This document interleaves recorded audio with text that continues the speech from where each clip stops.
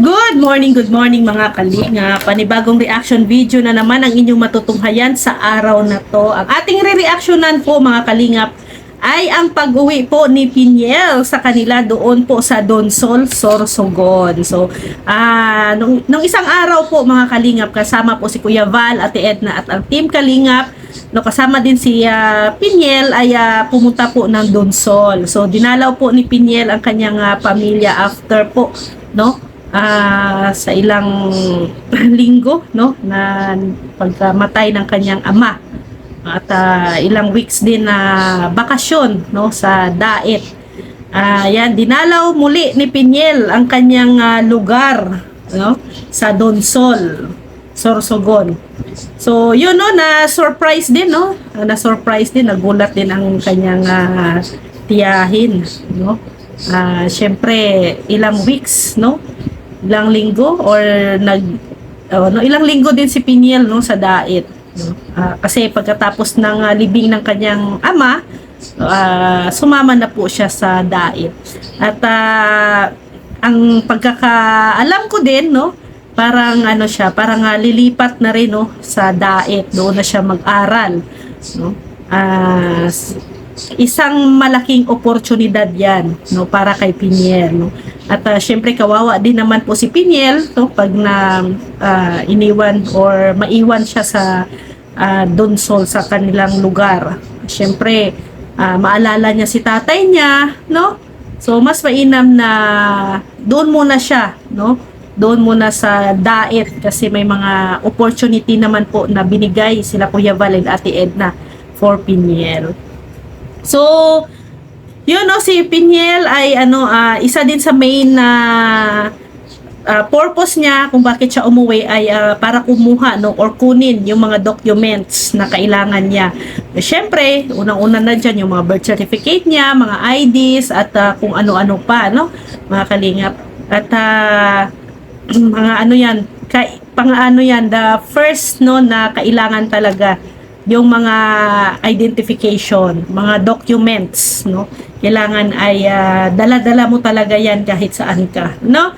So noon sabi nga ni Piñel ay naalala niya si tatay niya, no, naalala niya si tatay niya doon sa kanilang bahay, no. Hindi naman basa-basa kasi yan na mawawala agad, no, mga kalingap, kasi syempre, no, parang presko pa sa kanyang isip ang pagkawala ni tatay niya, no? At syempre mahal na mahal ni Piñel si tatay, di ba? So pero later on, no, maka-move on din naman si Piñel at nakakatulong, no, ang pag-stay niya sa Daet, kasi marami siyang mga activities, no, na nagagawa.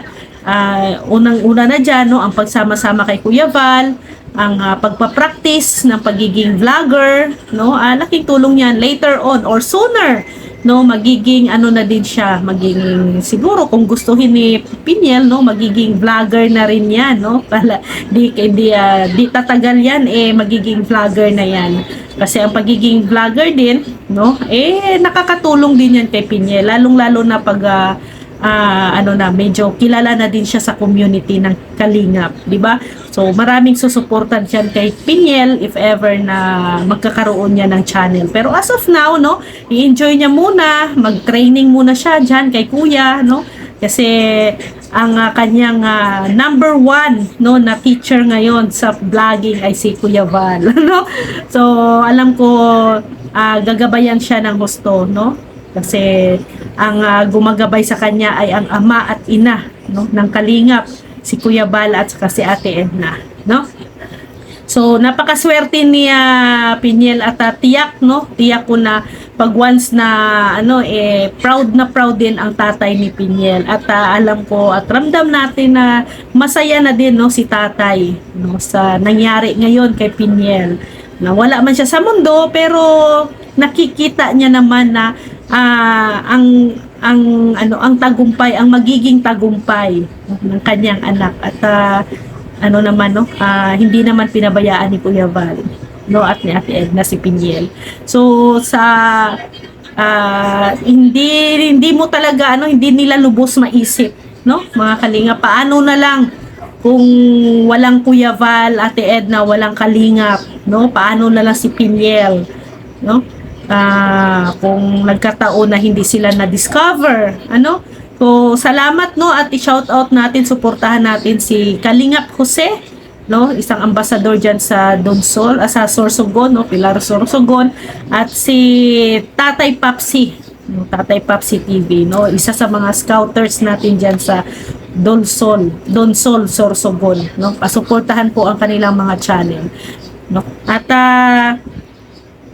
yung mga documents na kinuha ni Pinyel, ano need niya lalo na if pagdating ng araw, no, mag back to school.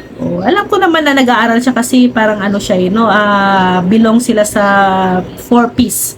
I-continue niya lang yun, no, sayang din naman yun ang ano na yun, ang 4-piece na yun, no, from the government. So sayang yun, gagamitin pa rin ni Pinyel yun.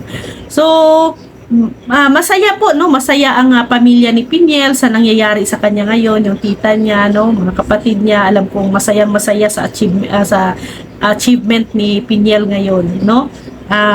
Iba na si Pinyel noon at ngayon, 'di ba? Halata ninyo na ang mukha ni Pinyel noon, no, na at ngayon ay iba na talaga, no. Dati ay napaka-stress ni Pinyel, no, makikita mo sa kanya mukha ang loneliness, no, napakalungkot na mukha. Pero ngayon ay masiyahin na si Pinyel ngayon. Ano? Makikita mo na sa kanyang mukha ang aura niya ngayon, no, na masaya na, no. So, ayan, masaya ang pamilya niya, no. At yun na nga, no, alagaan ni Pinyel, no, ang blessing na tinatamasa niya ngayon. It's a opportunity, no, ang mabigyan ni Kuya Val, ni Ate Edna ng ng pagmamahal, no. Magiging blessed si Pinyel at alam ko naman na mabait na bata si Pinyel, no. Ano na siya ngayon, adopted daughter no, ng ni Kuya Val at ni Ate Edna, no. Isa na siya sa mga isa na siya sa mga matubang. So, kagaya ni Jemel, 'di ba? Kagaya ni Jemel ay na rin si Jemel, parang binasbasan, no, na na din siya, adopted ni Jack at ni Kalingap Rab, no. So ngayon dito ay si Pinyel din, ano. So, kaya ganyan po, no, ganyan po ang pagmamahal, ang pagtrato, no, ng Team Kalingap, ng ama at founder, no, ng Kalingap, si Kuya Val Santos Matubang at ni Ate Edna Vlogs, no.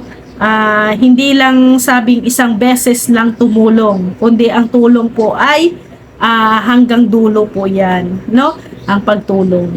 So, ayan, masaya kami, Pinyel, sa mga pagbabago na mo yan, alagaan mo, pag-aingatan mo, no? Huwag mong sayangin. Alam naman namin na mabait kang bata. Kaya blessed na blessed ka kasi sa dami-dami ng mga tinutulungan nila Kuya Val, nila Ate Edna. Isa ka sa mga napili ngayon na magiging katabi ka nila, no, araw-araw, no. So isa ka sa mga napakaswerte, no, nabiyayaan ng ganitong oportunidad. So, yan. Alam nyo naman mga Kalingap, no, na pag dating dito kina Kuya Val, nila Ate Edna, hindi ka talaga pababayaan. So, yan po, no. Proven and tested po yan. At yan po, nakikita natin kung gaano nila kamahal si Pinyel, no. Kahit na ilang buwan pa lang nilang nakita o nakilala si Pinyel, pero 100%, no, ang pagmamahal na ibinigay nila sa bata, no. Kaya alam ko at ramdam nating lahat na ang tatay ni Pinyel ngayon, kung saan man siya ngayon, no, na ginagabayan si Pinyel, ay masayang-masaya po. So maraming salamat po mga Kalingap. At sa mga hindi pa po nakapanood sa full video na to, no, pakibisita po, no, ang channel po ni Kuya Val Santos Matubang. Nandoon po ang full video para po makita po ninyo ang buong detalye. At please pakisuportahan po, pakisubscribe, pakifollow po si Ruel of Malalag, Rachel Morales Vlog, Kuya Val Santos Matubang, Ate Edna Vlogs, and Kalinga Prab. And syempre naman po ang inyong abang lingkod, Rhea Olarte. Pa-subscribe na din po at pakisuportahan. Maraming salamat po mga Kalingap. See you tomorrow. God bless everyone. Bye-bye po!